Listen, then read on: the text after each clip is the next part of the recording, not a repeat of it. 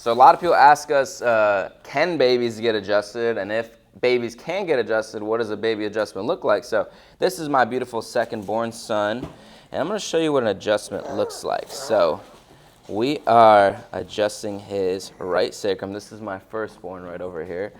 We're adjusting his sacrum. So we're adjusting the areas that control his digestion, control how he poops so he's not constipated.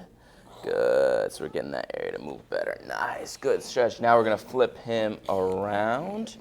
And we're putting light pressure as much as you'd put on an avocado or a tomato. So we're gonna adjust his upper neck.